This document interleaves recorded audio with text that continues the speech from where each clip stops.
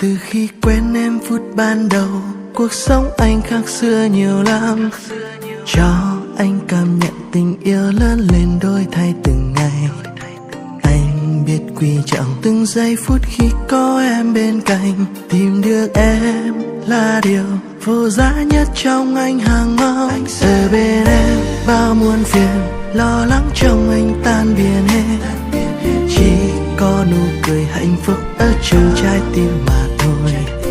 Em hãy nhắm mắt lại nhận lấy linh hồn của anh, thật lòng vòng tròn tình yêu của chiếc nhẫn cưới sẽ minh chứng tình yêu anh dành cho em.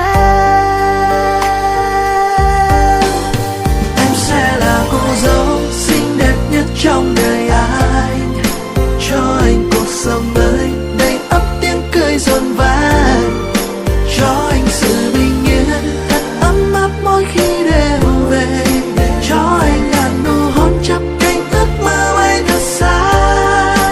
Em sẽ là cô dâu hạnh phúc nhất trong đời anh, dẫu vui buồn gian khó hai ta sẽ cố gắng vượt qua.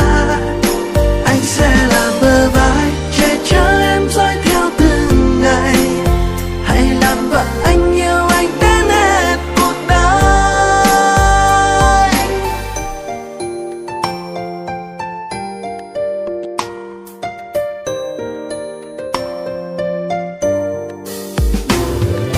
Anh sẽ luôn ở bên người và đời này người sẽ mãi che chở cho em. Mình sẽ bên nhau không xa rời và mình cùng nguyện ước bên nhau mãi thôi. Cô dâu trong anh duy nhất trong anh, xin em hãy làm vợ anh em nhé. Trong nụ hôn từ sâu rất lâu sẽ nắm tay nhau đến bạc mãi. Ở bên em bao muôn phiền, lo lắng trong anh tan biến hết. Chỉ có nụ cười hạnh phúc ở trong trái tim mà thôi. Em hãy nhắm mắt lại nhận lấy linh hồn của anh, thật lòng vòng tròn tình yêu của chiếc nhẫn cưới sẽ minh chứng tình yêu anh dành cho em.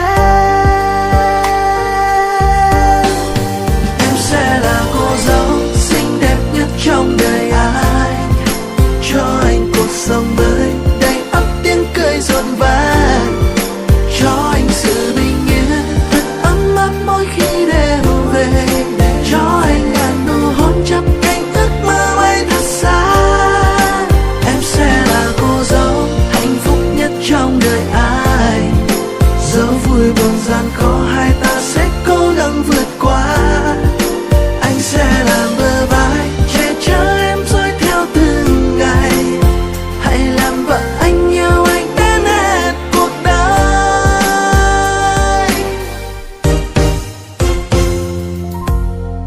Em sẽ là cô dâu xinh đẹp nhất trong đời anh ha, và cho anh cuộc sống mới đầy ắp tiếng cười rộn vang, cho anh sự bình yên thật ấm áp mỗi khi đêm về, cho anh ngàn nụ hôn chắp cánh ước mơ bay thật xa.